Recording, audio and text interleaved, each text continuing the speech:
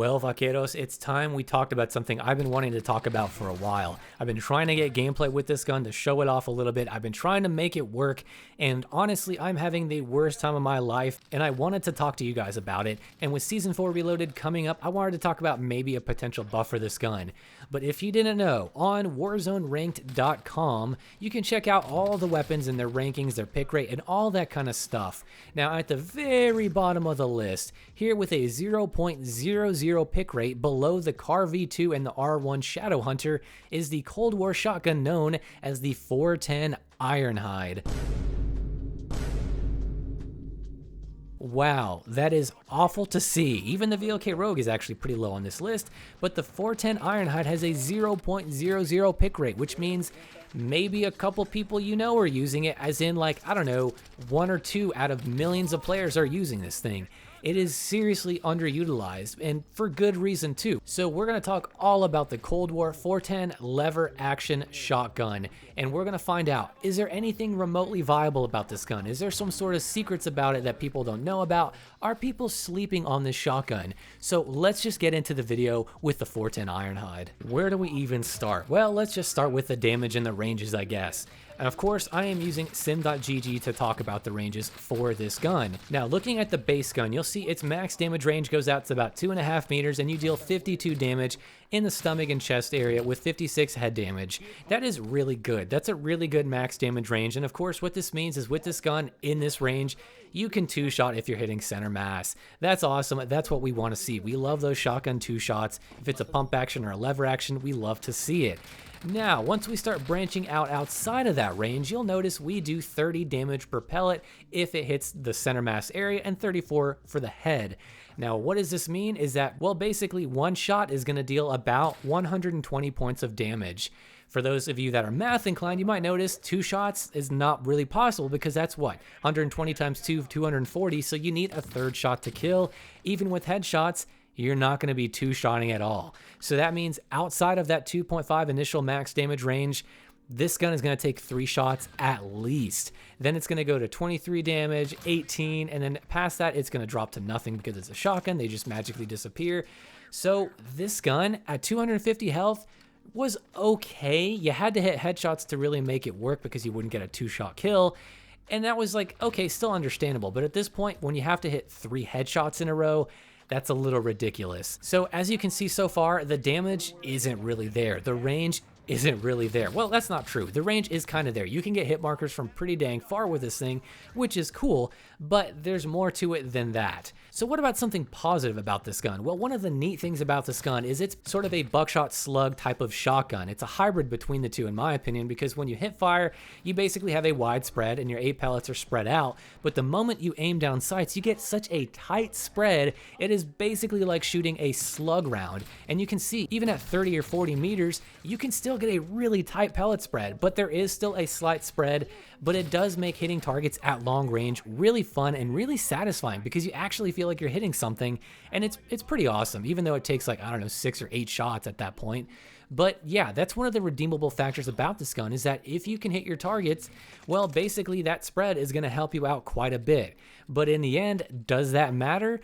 No, because unless you want to spend time taking 3, 4, 5 shots to kill, it's just not good. And at the ranges where you can really hit very far, you're not going to be dealing enough damage to kill. They're going to get to cover. They're going to turn around and kill you. It's just not good. Now, if we look at the rate of fire, it's about 82 rounds per minute. So the time to kill, if you're looking at a 2-shot in the chest level, you're talking about 730 milliseconds. That's really not bad for a shotgun, right? Because of course you want to play cat and mouse. You're not out in the open all the time. But the moment you get to the next damage range, it drops to about 1400 seconds. It drops to about 1400 milliseconds, and it just gets worse and worse and worse. And also, to add to that rate of fire issue, this is a Cold War shotgun, and much like the Hauer, there's this sort of weird issue that plagues the two where the rate of fire is really hard to get down pat, and even though the animation and the sound are done, you're ready for your next shot, you think, it really isn't. There's some sort of delay, and you have to be so precise with it. It's basically impossible to hit that 82 rounds exactly, so it's going to be a little bit slower than that. Another positive that many of you probably don't remember that I've talked about before is that the agency choke on this gun actually works. It does actually give you more range.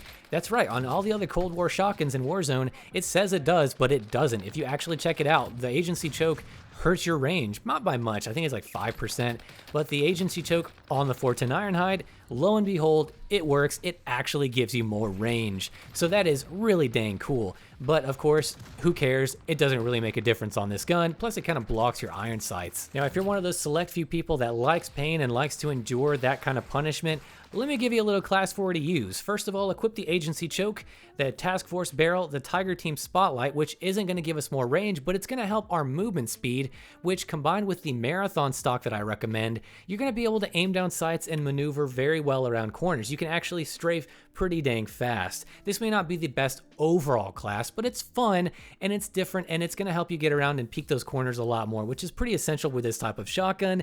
And then we have the 7-round tube, which doesn't hurt our aim down sight speed like the 8, I think it's 9-round tube does, which it's up to you if you want to have that extra 2 rounds, but I prefer the 7, it works just fine. Now, that class being out of the way, what do I think about this gun? Well, it's no surprise that this gun is absolutely hot garbage. And this is where I kind of call for help, because I would really like to see this gun have some viability at some point, or be able to be at least kind of used, because right now it is just so bad. If you think about the risk and the reward for this, with how tight your spread is, where it's basically a slug, having to 3-shot at 3 meters to the chest or even the head, that to me is kind of unacceptable from a balancing standpoint.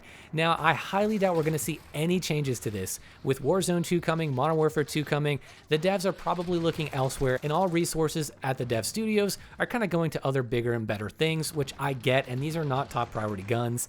But still, I have to fight for my boy. This is a lever action shotgun. I mean, come on. I really want to be able to make a model 1887 throwback video with this sort of setup and just have fun with it. But I can't unless I really want to, like, I don't know, torture myself. I even got the gameplay in Clash, and I hate Clash, but it's the only thing I can make it work with, because in Rebirth, I was just dying way too much with it. It was not fun, so I do not recommend this class at all. Unless you want a really good challenge, if you're a bear pig, you might be able to make it work, but, you know, for most of us plebs out there, this is going to be one of the worst guns you could possibly ever imagine using, and I am not even kidding. It's up there with the Vanguard double barrel, which is a topic for another video. But that's my thoughts on this gun, guys. Don't even bother with it unless you like pain. Do not bother with it. Just avoid it completely, and it makes me sad, but it is what it is. So I want to know down below, as always, what are your thoughts on this gun? Have you used it recently? Have you ever even thought about it? Because I bet with that 0.00 pick rate, not many of you have.